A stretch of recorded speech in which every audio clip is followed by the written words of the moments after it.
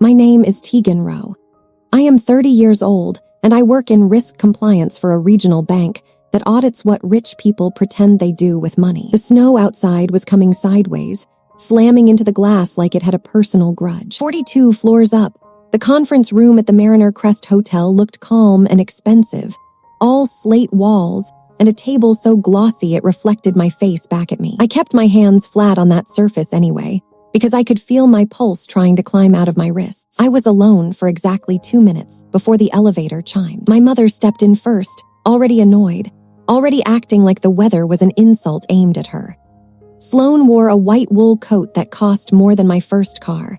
She shook snow off her sleeves and did not look at my eyes, not even once. Behind her came my father, Grant, and my younger sister, Paisley, who was filming on her phone before the doors even closed. Sloane scanned the room, and her gaze stopped on me like I was a piece of furniture someone forgot to move. "Tegan," she said, crisp and careless. "Get us coffee. 3 lattes, make it fast. We have a lot to do today." I did not blink. My throat did that tight thing it always does when I am 14 again. Paisley laughed softly, still recording. "Make mine oat milk.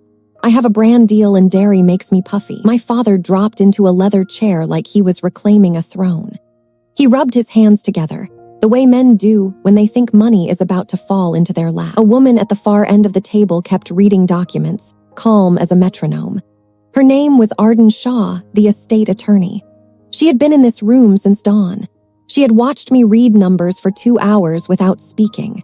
Now she finally looked up. "Sloane," Arden said flatly. "She is not staff." My mother's smile stayed on her face, but it turned stiff around the edges. "Excuse me." Arden tapped the folder in front of her. "She is the appointed trustee and the acting chair of the Rowe Family Holdings meeting. So unless you would like to subpoena the coffee machine yourself, I suggest you sit down." Sloane's eyes snapped to mine for the first time in 15 years, and I watched her try to rearrange my face into something that made sense to her. The last time she saw me, I had a backpack and a cracked lip.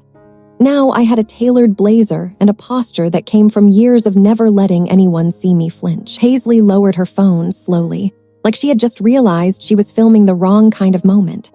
"Wait, what?" I stayed seated. I did not perform surprise. I did not give them the pleasure of watching me feel big. I just watched them realize they had walked into a room they did not understand. The temperature in the room did not change, but something inside my mother did. She sat carefully. My father stayed stiff, eyes narrowed like he was staring at a card trick he could not solve. Arden slid a single envelope to the center of the table. "We are here to execute the final directives of Rosemary Rowe, as well as review outstanding obligations attached to her estate." Rosemary, my aunt, the only person in my family who ever said my name like it was not a burden. My mother cleared her throat. "This is ridiculous. Rosemary was my sister. Her estate belongs to the family. We are the family." I felt my mouth try to curve into something. Not a smile, more like a memory of one. "You did not call her your sister when you told everyone she was a disgrace," I said. "You called her a cautionary tale." Sloane's face twitched. She was unstable. She was angry. She ran off and built her little life just to spite us. My father leaned forward. "We are not here for therapy, Tegan. We are here for inheritance." There it was. The word they always used like it was a door that opened automatically for them. Arden lifted a hand. "Before we proceed, I need all parties to confirm their identity for the record." Sloane snapped. "We confirmed it at the lobby desk." Arden did not react. "This is a legal proceeding. Please answer." My mother gave her full name with a sigh like she was being forced to speak to a cashier. My father did the same. Paisley mumbled hers, eyes darting between me and her phone like she wanted to see if she could edit reality later. Then Arden looked at me. "Trustee Tegan Rowe," I said. "Acting trustee of the Rosemary Rowe Trust." My father stared hard. "Trustee of what?" "Of her estate," I said, "and of anything that touches her name." Sloane's voice went sharp. "You are not even her child." "No," I said. "I was the kid you decided was easiest to throw away." The room went very quiet. Even the wind outside seemed to pause for a beat, like it was leaning in. I did not plan to say that line out loud, but it came anyway, because my body remembers things my mouth tries to bury. My mother's eyes hardened immediately. "Here we go. Victim speech. You were dramatic even as a teenager." I felt the old urge rise, the urge to explain, to prove, to show receipts for my own pain. I swallowed it. That urge is a leash.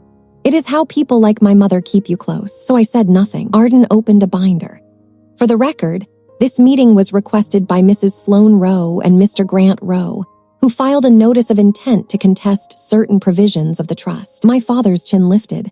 Correct. My mother leaned back, regained her breath, regained her tone. Rosemary was not well toward the end. She was on medication. She was paranoid. And suddenly we find out she left everything to a niece she barely knew. Barely knew, I repeated quietly. Paisley's voice jumped in sugary. We are not being cruel, Tegan. We just want what is fair. Like, we are willing to give you something, a little something, because we are not monsters. I turned my eyes to her. Paisley still had the same pretty face she had at 17 when she watched from the staircase, when she did not say a word, when she hugged my mother after the police left and whispered, "Is she really a thief?" I could taste that moment like metal. Arden clicked her pen. Before we discuss distribution, we must address the trust conditions and the attached liabilities. My father scoffed. Liabilities, there are none. Rosemary had money. That is why we are here. Sloane's lips curled. She had that clinic chain, those luxury rehab places. She charged desperate people a fortune to feel clean. So yes, she had money. I let the insult slide off my skin. Rosemary built sober housing and trauma therapy programs for women who could not afford to fail twice. But my mother only sees money if it looks like a chandelier. Arden continued, the trust includes multiple assets. Real estate, equities, and controlling ownership of certain debt instruments. My father blinked once. Debt instruments. Arden looked straight at him. Yes, Mr. Rowe, debt. My mother forced a laugh. We did not borrow from Rosemary. My father lifted his hand like a judge. This is nonsense. We have bank loans, legitimate banks. I watched him say the word legitimate like it was armor. Arden slid 3 thick folders across the table, one to each of them. The sound was soft, but it landed like weight. Sloane stared at the folder, as if it might stain her hands. Paisley opened hers first, fast and impatient, like she expected checks. Her eyes moved across the first page. Then she blinked again. Then she sucked in a breath like she had just bitten into something bitter. What is this? She whispered. I kept my voice calm. That is your life in print. My father flipped his folder open with anger already loaded. He scanned, then flipped faster, then slower, like his brain was struggling to keep up with what his eyes were seeing. Sloane's manicured fingers trembled as she turned one page. Arden said, those are audited summaries of outstanding balances connected to entities owned by the trust. My father slapped the table. We do not owe Rosemary anything. I leaned forward slightly, not aggressive, just present. You are right. You do not owe Rosemary. I pointed to a line on my father's first page. Because I had memorized the numbers weeks ago, and I still felt my stomach tighten every time I saw them. You owe the trust. Sloane's voice went small in a way that made my skin crawl. These are not real companies. Northline Equity, Cedar Ridge Financing, Harbor Crest Holdings. I have never heard of these. That is because you were not supposed to, I said. My father's eyes shot up. What does that mean? It means, I said slowly, choosing each word like a brick. It means Rosemary did not give you money. She bought you. Paisley's chair creaked as she shifted. What? That is disgusting. You called me disgusting when I was 15, I said, and I was still bleeding from my own mouth. My mother's face hardened again, trying to regain control. Do not you dare speak to me like that. I did not raise my voice. I did not insult her. I just stared until she had to feel the space between us. Then Arden said, we can pause if anyone needs clarification. My father's jaw was tight. No pauses. Explain right now. The snow kept pounding the windows. The lights above us were warm, but my palms were cold. I could feel the old story trying to climb out of me, the one they told everyone. The one where I was unstable. The one where I ruined the family. So I let myself go back. Just enough to anchor the present. It started when I was 14, the night my mother decided I was the easiest scapegoat she would ever have. I came home from school and the house was too quiet. The kind of quiet that means adults have rehearsed something without you. My father was at the kitchen table with papers laid out like evidence. My mother stood at the sink, arms crossed, staring past me. Then she held up a check, pinched between 2 fingers like it was contaminated. A donation check, $10,000. Made out to my Aunt Rosemary's nonprofit. My mother's eyes were bright and flat at the same time. It disappeared from my purse, Tegan. I froze. I had never held that check. I had not even seen it. My father said, we are not doing this again. Tell the truth. Again, that word was a weapon. It implied a pattern. It implied I was already guilty. My sister sat on the stairs, watching, chewing on a nail like this was a show. I said, I did not take it. My mother's voice went soft, dangerous. Then why did the bank call? Why did they flag it? Why did your name come up, Tegan? My heart started pounding so hard I could hear it in my ears. I was 14. I did not know how banks worked. I did not know what could be true or not. I only knew my mother's face, and I knew that when she decided something, she did not let go. My father slid a paper toward me. Sign this. It says you forged the endorsement. It says you need treatment. It says you admit you have impulse issues. If you sign, we keep this private. If you do not, my mother said, I will call the police, and you will be the kind of girl people whisper about. I remember staring at the pen like it was a knife. I remember hearing the dryer hum in the background. I remember thinking, if I sign it, they will love me again. So I signed. That was the moment my childhood ended. 2 days later, they drove me across state lines, not to a therapist, not to a school, but to Rosemary's small duplex outside Tacoma, where my aunt opened the door in sweatpants and took one look at my face. She did not ask me if I stole anything. She just said, come inside. You are safe here. Rosemary was not soft, but she was steady. She taught me how to breathe through shame without letting it define me. She taught me how to read paperwork like it was a map. She taught me that people who demand your confession usually need it more than you do. But the real thing she gave me was this. She believed me. She helped me get my records sealed. She built a case quietly, methodically, the way you build a wall brick by brick. She never told my parents she knew the truth, because she understood something I did not yet understand. The truth is not always the best weapon. Timing is. Back in the boardroom, my mother's face had shifted. Her lips were parted slightly, like she was trying to speak, but her body had not decided what lie to use yet. My father's hands were flat on the folder, pressing it down like he could force the words to stop existing. Paisley's phone was face down on the table now. She was not filming anymore. I kept my voice level. Rosemary watched you borrow money for years. She watched you refinance your house to keep up appearances. She watched you chase status like it would save you. And every time you signed something you did not read, she bought the paper. My father's eyes flashed. That is illegal. No, Arden said, smooth and calm. It is not illegal to purchase debt. My mother swallowed. Why would she do that? Because, I said, she knew you would come for whatever she left behind. And she wanted you to arrive holding your own receipt. My father shoved his folder away. This is manipulation. This is coercion. You poisoned her against us. I looked at him. For the first time, I let a little truth show on my face. You did not need help being poisoned. Arden lifted a document. As trustee, Ms. Rowe is required to act in the best interest of the trust. That includes collecting on outstanding balances. My mother's voice cracked. Collecting from us. My father stood halfway, hands on the table. We are contesting the trust. Arden did not flinch. You may attempt to contest it. That will trigger an immediate review of all obligations and a mandatory acceleration clause on certain notes. Acceleration clause, Paisley repeated, barely audible. What does that mean? I felt my pulse slow down. This was the part Rosemary would have enjoyed, not because it hurt them, but because it revealed them. It means, I said, that if you fight for what you think you deserve, you will be required to pay what you already took. My mother's mouth opened, closed, opened again. Tegan, be reasonable. We are your parents. My hands stayed flat on the table, steady. My voice did not rise. You were my parents. Then you signed me away like a problem you could outsource. The room held its breath. My father's voice went hard, desperate. We want mediation. We want a settlement. We will offer you $50,000 and you can walk away. Paisley nodded quickly like she was agreeing to be generous. Yeah, that is a lot of money. Take it. Start fresh. Arden looked at me, waiting, and I realized this was the exact moment where my life could split into two stories. One where I softened. One where I finally stopped paying for my own existence. My fingers moved to the edge of the binder in front of me. I opened it to the tab Rosemary had labeled in her own handwriting, neat and merciless. But before I spoke, I felt the weight of how many people listen to stories like mine in the dark, wondering if they are the only ones. Hold on, tiny break. I read the comments when I am worn out, and seeing your location reminds me I am not telling this into an empty room. Like, subscribe and drop your city, state, or country. Now, let me take you back, because the scariest thing about my family is not what they did to me. It is what they did next. They did not just call me a thief. They made sure everyone believed it. They told teachers. They told neighbors. They told church friends.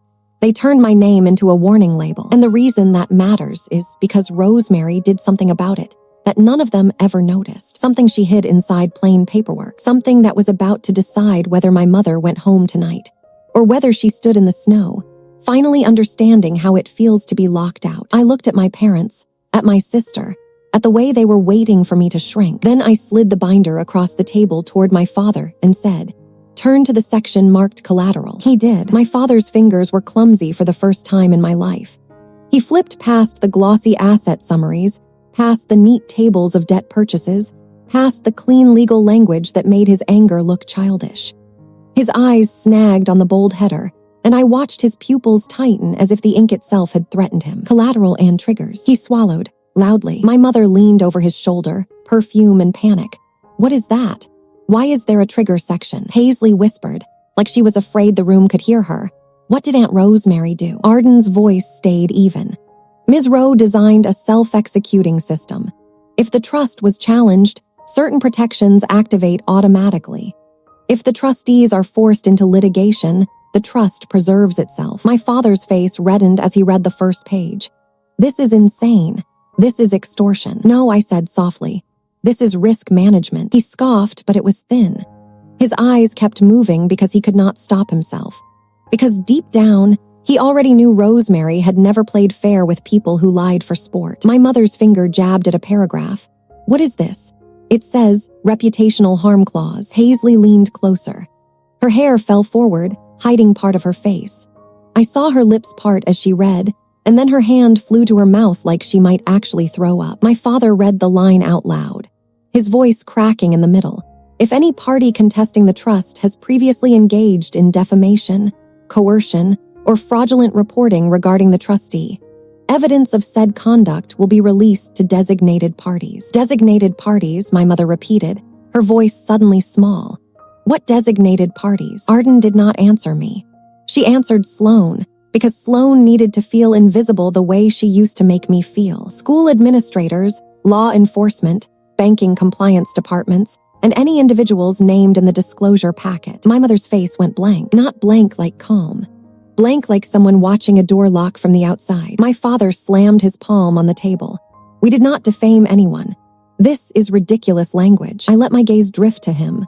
"Grant, you called me a thief in front of our church. You said I stole a charity check. You forced me to sign a confession at 14. You sent me across state lines like I was contaminated." His mouth opened, then closed. Then he stood up so fast his chair scraped back. "You were a problem," he snapped. "You were out of control." My body tried to react, tried to shrink, tried to apologize for existing. It was muscle memory. I felt it and I hated it, so I stayed still. "Out of control," I repeated. "Is that what you called me when the bank asked why a $10,000 donation check got deposited into your personal account?" Paisley's head snapped toward my father. "Wait, what?" My mother's eyes flashed. "Tegan, do not you dare." Arden turned a page in her own binder, calm as weather. "Mr. Rowe, please continue reading." My father's gaze dropped again, unwilling. His eyes moved down to the next subheader, and I watched his lips move silently for a second, like he was praying the words would rearrange themselves into something safer. He read, slower now. "Collateral includes but is not limited to pledge of equity interests, assignment of royalty streams, and secured interest in the Rowe primary residence, recorded under instrument number." My mother made a sound, not quite a gasp, not quite a squeak. Paisley blinked hard. "Secured interest in our house." My father's voice went hoarse. "Our house is not collateral. It is paid off." "It is not," Arden said, and that was the first time she sounded almost tired. "It has not been paid off in years. It has been carried." My mother's nails dug into the edge of the table. Carried by who? I did not raise my voice. I did not insult her. I just gave her the truth with the same tone she used to give me orders. By Rosemary, by the trust. By me as of her death. My father laughed once, sharp and ugly like a bark. "That is impossible. There would be notices. There would be paperwork. There would be something." "There was paperwork," I said. "You signed it." Sloane's head jerked up. "We did not sign anything." "You did," I said. 15 years ago, and again 8 years ago, and again 3 years ago. Every time you begged Rosemary to keep you from embarrassment. Every time you promised you would pay it back. Every time you swore on your children that you had changed." My mother's face twitched at the word children, as if it was a prop she still wanted to use. We did not beg. Rosemary offered. She always offered because she wanted to feel superior. I leaned back slightly. That is the story you tell yourself so you can sleep. Paisley's voice came out thin, desperate. What does this have to do with me? I looked at her folder. The second tab was labeled Paisley Row Media LLC. Paisley saw my eyes move and she froze. No, that is my company. Arden turned her binder so Paisley could see one line highlighted in yellow. Your company's brand partnership revenue was assigned as collateral on a revolving line of credit you took out 2 years ago. Paisley's jaw dropped. I did not take out a line of credit. My mother snapped, of course you did not. Stop trying to confuse her. Tegan, this is disgusting. You are trying to steal from your own sister. I felt something cold and precise settle behind my ribs. I'm not stealing, I said. I am reading. Paisley flipped pages, frantic now. Her manicured finger traced a signature line, and then her whole body went rigid. That is my signature, she whispered. My father's face went pale for the first time. Sloan. My mother's head snapped toward him. Do not look at me. Paisley's voice rose, cracking. Mom, did you sign for me? Sloane's smile tried to appear, tried to soften it, tried to make it cute. Honey, you were traveling. It was urgent. It was for your brand. We were helping. Helping, Paisley repeated, voice shaking. That is fraud. My mother's eyes went hard. Do not be dramatic. You owe us. After everything we have done for you. I watched Paisley's face collapse. I watched her realize that the love she thought she had was actually debt. Arden cleared her throat. The trust is not here to arbitrate feelings. The trust is here to enforce contracts. My father pointed at me like he could stab me with his finger. You set this up. You manipulated Rosemary. You got inside her head. I let out a slow breath through my nose. I did not need to defend myself. The documents did that better than I ever could. Rosemary did not need me to hate you, I said. She had eyes. My mother's voice jumped, sharper now, trying a different tactic. Fine, let us negotiate. We will not contest the trust. We will walk away. We will be gracious. Just stop this, Tegan. Stop the threats. Stop the games. Threats, I repeated. You called the police on me at 14 and told me you would ruin my life if I did not sign a confession. That was a threat. This is accounting. My father's hands were shaking. Where is Rosemary's money? That is what this is really about. You are hiding it. You are hiding the inheritance. Arden's eyes flicked to me. It was silent permission. She knew what came next. I reached forward and turned to the final page of the collateral section. The one I had not let myself read more than twice, because it made my stomach twist with a specific kind of disgust. My father's gaze followed my hand. At the bottom of the page was a single sentence, plain and fatal. Disclosure Packet A will be released upon contest, including recorded admission of coercion and false reporting. Dated. My mother's face drained so fast it looked unreal, like someone had pulled the color out of her skin. Paisley stared at her. Mom, what is Disclosure Packet A? Sloane's lips parted. Nothing. It is nothing. It is just Rosemary being theatrical. My father's eyes narrowed. Sloane, what did you sign? My mother's voice rose, shrill now, trying to drown the room. I did not sign anything. Rosemary bullied us. She held money over our heads. She always hated me. She always wanted to punish me for marrying better than she did. Arden finally leaned forward, and her tone sharpened slightly. Mrs. Rowe, please stop. The trust has a copy of every notarized agreement. Your denial is not useful. Notarized, my father repeated, stunned. You went to a notary. My mother's throat moved, like she swallowed something jagged. I could not help it. A small memory slid into the room, clean and bright. 8 years ago, Rosemary took me to a small office with beige walls and a humming fluorescent light. She told me to sit in the corner and stay quiet. She wore a navy coat that day and a look on her face I had never seen, not anger, not grief, something colder. Decision. My parents arrived late, breathless, pretending it was an inconvenience. My mother rolled her eyes the whole time, like the universe owed her an apology for paperwork. Then Rosemary put a folder on the table and said, I have the bank's security footage. My father froze. My mother laughed a little too fast. Footage of what? The teller camera, Rosemary said. The day the donation check was deposited. The day it went into your account, Sloane. My mother's laugh died. My father's eyes snapped to her, betrayal blooming. Rosemary did not raise her voice. She slid still images across the table. Grainy, but clear enough. My mother at the counter. My mother's hand signing.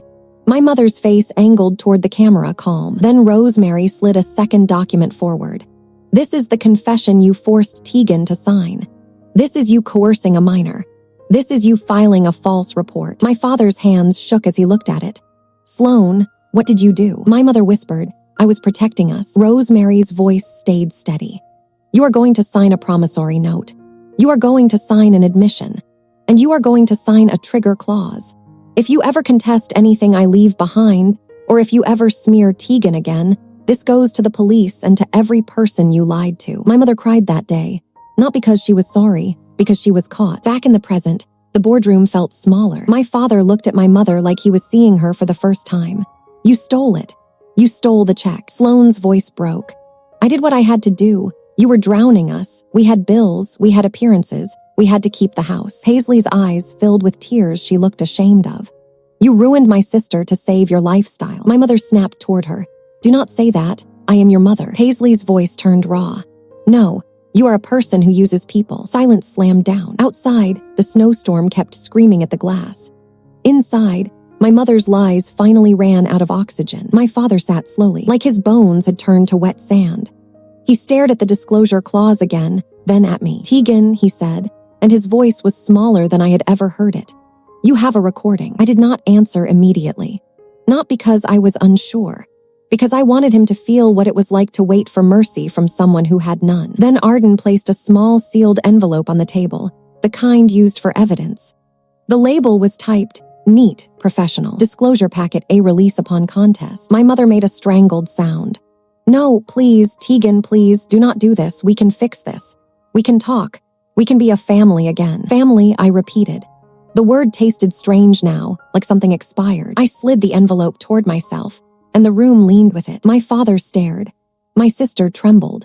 My mother's hands pressed to her mouth like she could physically hold her secrets inside. I held the envelope between my fingers, feeling its weight, and I realized the real power was not the money, or the house, or the contracts. The real power was that my mother had built her whole identity on a story. And Rosemary had left me the proof that it was a lie. I looked at Arden. Then I looked at the conference room speaker mounted in the ceiling, and I said, very quietly, "We are going to listen to it." Arden did not hesitate. She reached into her briefcase, pulled out a small digital recorder, and set it beside the sealed envelope like she was placing a scalpel on a tray. My mother lurched forward. "Wait, stop. Tegan, this is not necessary." Arden's thumb pressed the button. A soft click. Then a hiss of room tone. Then my mother's voice filled the boardroom speakers, younger, sharper, unmistakable. "Grant," she said on the recording, "if we do not fix this, we lose everything. The club, the house, the image. And I am not living like your sister. I would rather die." My father's voice came next, quieter, exhausted. "What are you saying?" My mother's laugh, low and ugly. "I am saying we need a villain. We need someone to take the stain so we do not have to." A pause, a paper shuffle. Then my mother again, clear as glass. "Tegan is already strange. She will survive it. She is tough like that. We will say she took the check. We will get her to sign something. She will believe us if we say police. Kids always believe police." My stomach went hollow, not because it was new, but because hearing it out loud turned my childhood into evidence. I watched my mother's face as her own words hit her. On the recording, my father exhaled. "That is our daughter." My mother replied instantly, "She is a problem. This fixes it. Rosemary will take her. Rosemary always wants to play saint. Let her. And when people ask, we say Tegan is sick. We say she lies. We say she steals. People will believe it because they want to believe it." The boardroom went dead silent, except for the audio. Then the sound of a pen, tapping on a table in that old beige office. Rosemary's voice entered, steady and controlled. "You are admitting you coerced a minor into a confession." My mother on the recording snapped, "Do not lecture me. You do not understand what it is like to hold a family together." Rosemary replied, "I understand exactly what it is like. That is why I am recording you.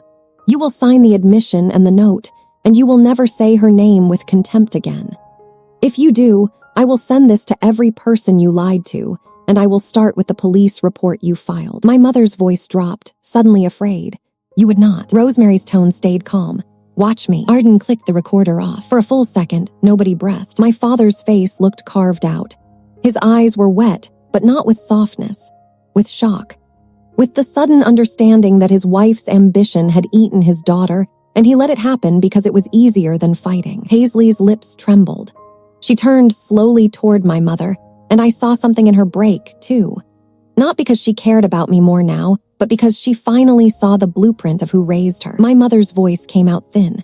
That recording is out of context. Out of context. I repeated quietly, like I was tasting the phrase. She stood, shaking, trying to gather the room back under her control. You always overreact, Tegan. You always turn things into drama. You were difficult. You pushed. You made us desperate. Parents do not just do things for no reason. My father slammed his hand down, not at me but at her. Stop. Just stop talking. Sloane flinched like she had been slapped. Paisley whispered, Mom, you said she would survive it. Like she was a thing. Like she was a broken chair you could toss outside. My mother snapped. Do not talk to me like that. Paisley's eyes filled, but her voice steadied. You forged my signature. You lied about me, too. You would have ruined me if it kept you comfortable. My mother's head swung back to me, desperation crawling into her expression. Tegan, please, you do not understand. We were drowning. We were scared. We had to protect the family. I did not move. I let the silence stretch until she could feel it. Then I said, you did protect the family. You protected the version of the family that existed in your head. The one where you were admired. The one where money covered every crack. You did not protect me. You sacrificed me. My father's shoulders sagged. His voice was hoarse. What happens now? Arden answered before I could. If you proceed with the contest, the trust will release Disclosure Packet A to the listed parties, and the notes will accelerate.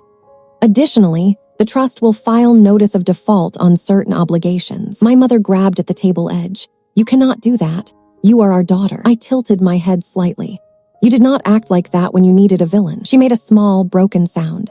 Tegan, please, do not ruin us. I looked at her and felt something strange. Not pity, not rage, just clarity. I am not ruining you, I said. I am stopping you. My father stared at the table like it might open and swallow him.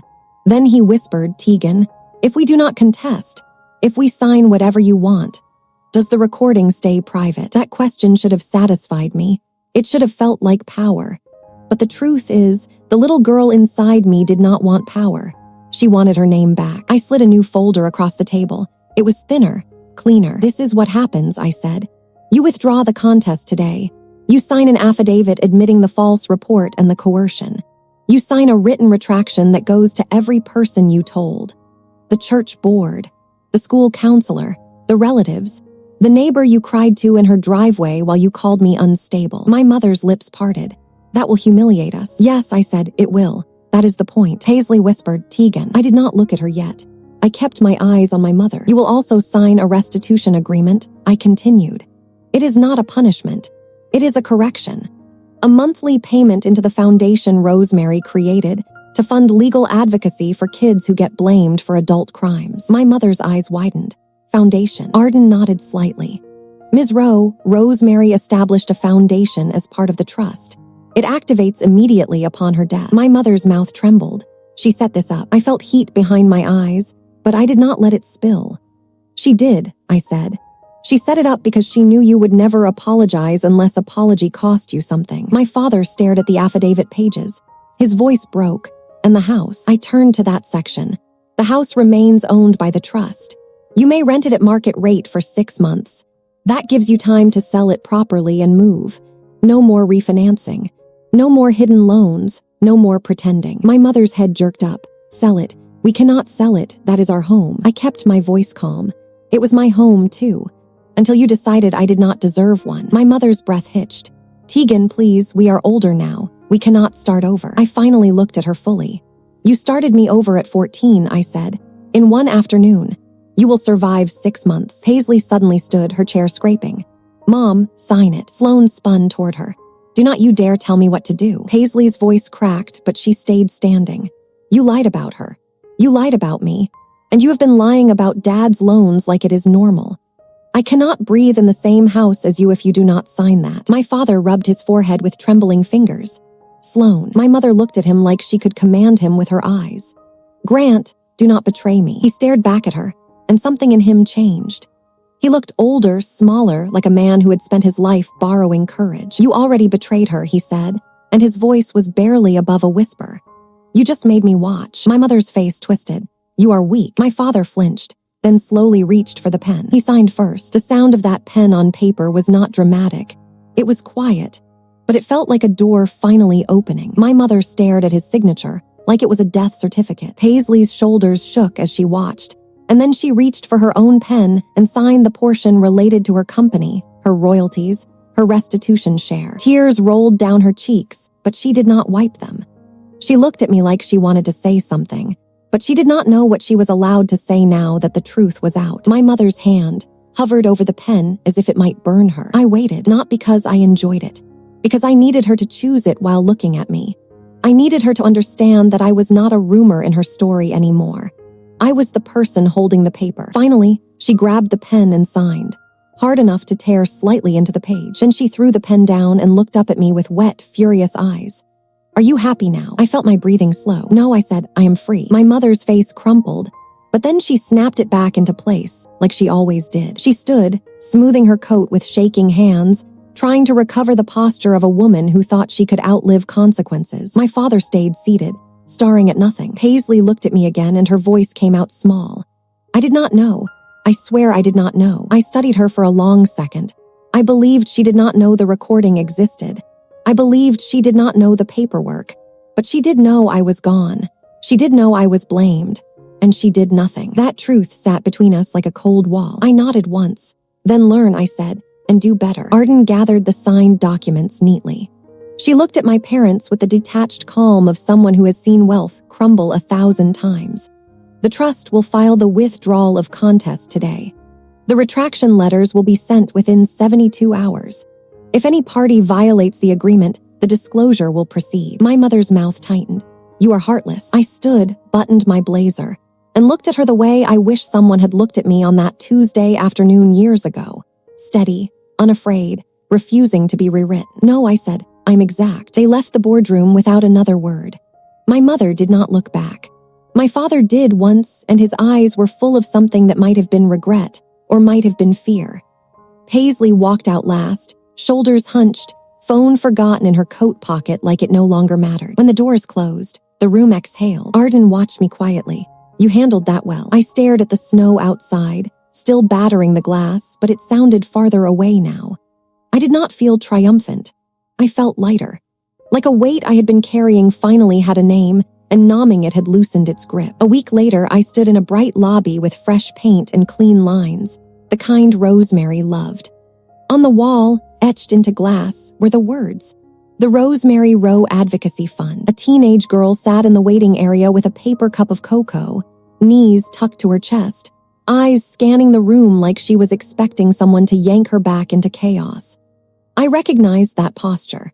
I recognized that fear. I walked over and sat 2 chairs away, not crowding her. I said, "You are safe here." Her eyes flicked to me, suspicious. I did not try to convince her. I did not overpromise. I just stayed present. Arden joined me a minute later and placed a file in my lap. Another case. Another kid blamed for an adult's crime.